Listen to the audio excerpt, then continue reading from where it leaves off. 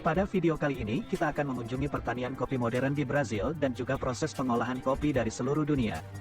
Negara Brazil telah menjadi negara penghasil kopi terbesar dunia sejak puluhan tahun yang lalu. Negara ini memiliki sekitar 8 miliar pohon kopi, dan 8 juta orang petani yang bertanggung jawab untuk memberikan kontribusi penuh atas 33% dari pasokan kopi dunia.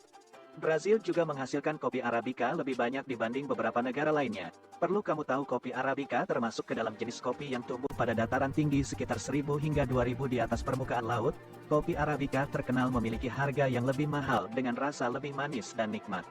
Prestasi negara Brazil menjadi negara penghasil kopi terbesar di dunia, tentu tidak lepas dari banyaknya penduduk Brazil yang terjun menjadi petani kopi, sehingga pertanian kopi Brazil terdiri dari petani kopi tradisional dan juga petani kopi modern.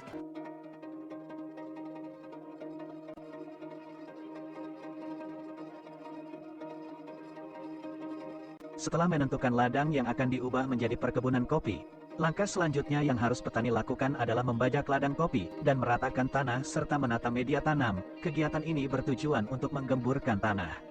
Selanjutnya pengukuran jarak media tanam juga bertujuan untuk mempermudah traktor-traktor bekerja untuk melewati ladang kopi pada proses perawatan dan juga pemanenan.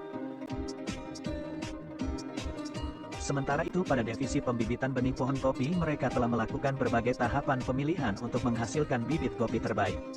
Bibit kopi ini telah memenuhi kriteria diantaranya diambil dari indukan kopi yang sehat dan terbebas dari hama penyakit dan juga memiliki ciri batang pendek bentuk tajuk yang bagus serta berbuah lebat.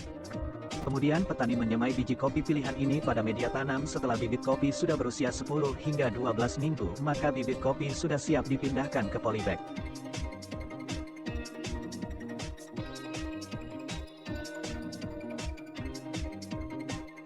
Setelah ladang selesai dibajak dan bibit sudah berumur 4 hingga 5 bulan penanaman bibit kopi siap dilakukan. Petani akan menurunkan traktor penanam bibit kopi yang dibantu oleh 3 orang pekerja di bagian belakang.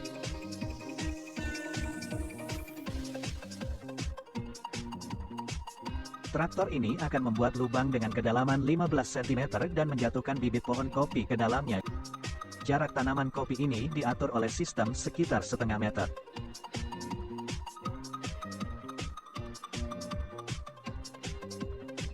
Setelah bibit kopi ditanam traktor pembawa tangki air akan mengikuti di bagian belakang sembari menyirami bibit tanaman kopi yang baru.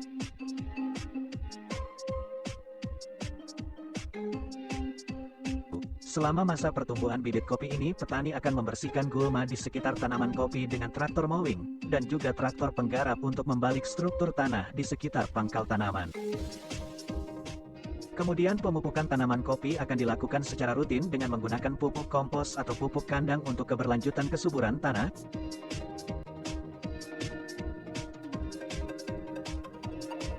Selain pupuk kandang, tanaman ini juga mendapatkan pemupukan kimia yang akan dilakukan 3 kali dalam setahun. Selain pupuk kompos dan pupuk kimia, petani di Brazil juga mengaplikasikan batu kapur industri selama masa pertumbuhan tanaman kopi, dengan pemberian takaran yang tepat sesuai dengan kondisi tanah, terbukti dapat meningkatkan hasil kopi dan keuntungan ekonomi lebih dari 40%. Kemudian perawatan yang tidak kalah penting adalah pengendalian hama tanaman kopi. Hama yang sering menyerang tanaman kopi adalah penggerek buah kopi, kutu hijau, dan karat daun. Pengendalian yang biasa dilakukan petani akan menurunkan traktor penyemprot untuk mengendalikan hama dengan insektisida maupun fungisida sesuai jenis hama yang menyerang. Ketika tanaman sudah berumur 3 hingga 4 tahun, maka petani akan melakukan pemangkasan tajuk kopi. Tujuan dari pemangkasan tajuk sendiri yaitu mencegah pohon tumbuh terlalu tinggi. Pemangkasan dilakukan dengan jarak 30 hingga 40 cm dari bagian pucuk. Selain melakukan pemangkasan bagian pucuk, petani juga akan melakukan pemangkasan pada ranting yang rusak kering, dan beberapa tunas yang tumbuh. Pemangkasan pada kopi ini bisa dilakukan selama 3 bulan sekali sebelum musim berbunga. Tanaman kopi sudah bisa dipanen ketika berumur 2,5 hingga 3 tahun. Rata-rata budidaya kopi Arabica dapat menghasilkan panen sebanyak setengah kilogram hingga 1 kilo biji kopi per batangnya. Bagi pertanian modern seperti ini, biasanya proses pemanenannya akan menunggu hingga biji-biji kopi ini mencapai 70% bagian sudah matang baru kemudian traktor pemanen ini diturunkan. Prinsip kerja dari traktor pemanen ini, pada bagian tengah traktor berisi kawat-kawat besi yang akan menggoyangkan pohon kopi sehingga menjatuhkan kopi-kopi yang sudah tua. Namun karena kekuatan dari traktor ini juga tidak jarang beberapa biji kopi muda akan ikut masuk tercampur dengan biji kopi yang tua. Pemanenan dengan mesin seperti ini dapat menghemat waktu dan memangkas ongkos pekerja lebih banyak, namun tidak dapat menghasilkan kopi pilihan yang benar-benar tua.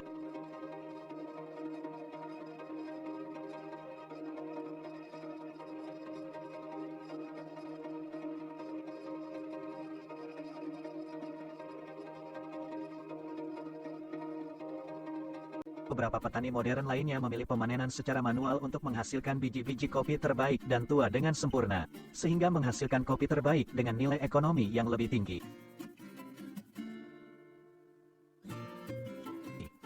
Pemanenan biji kopi secara tradisional dapat dilakukan sebanyak 3 kali dalam 1 bulan, dengan rotasi 12 hari sekali. Ciri-ciri dari buah kopi yang sudah bisa dipanen yaitu buahnya sudah matang dan berubah warna, menjadi merah tua. Buah-buah kopi yang terkumpul ini masih memerlukan waktu dan proses yang panjang. Beberapa proses yang harus dilalui setelah proses pemanenan adalah penjemuran, penyangraian, proses pengolahan kopi selama di kebun menentukan kualitas kopi sebesar 60%, kemudian 40% lainnya dipengaruhi oleh proses pengolahan pasca panen. Salah satu proses pengolahan yang cukup penting adalah memisahkan biji kopi dari dagingnya. Metode yang digunakan untuk memisahkan biji kopi dua cara saja, yaitu natural process atau proses kering dan juga honey process.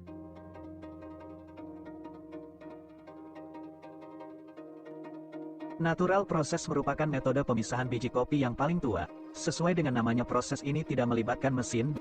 Buah kopi yang sudah melewati proses penyortiran sesuai kualitasnya akan melalui proses pengeringan atau penjemuran di bawah matahari langsung. Beberapa petani kopi terkadang menjemurnya pada permukaan berpori, seperti anyaman bambu atau semacamnya, sehingga memberikan aliran udara mengalir di bawahnya. Buah kopi yang dijemur ini tidak dikupas terlebih dahulu, melainkan dijemur bersama kulit dan daging buahnya. Selama proses ini berlangsung, buah kopi harus dibolak-balik secara berkala untuk mendapatkan hasil pengeringan yang merata dan menghindari pembusukan. Sesuai dengan namanya, proses ini membuat buah kopi mengalami fermentasi secara alami dan terkelupas dengan sendirinya. Metode ini akan menghasilkan variasi rasa buah-buahan, bukan hanya cita rasa pahit atau asam.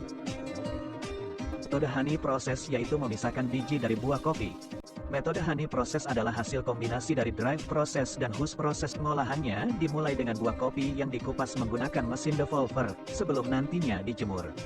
Setelah biji-biji kopi ini dikupas dan dikeringkan, selanjutnya biji-biji kopi ini akan dimasukkan ke dalam karung goni, di mana karung goni ini akan dikumpulkan oleh pengepul yang selanjutnya masuk ke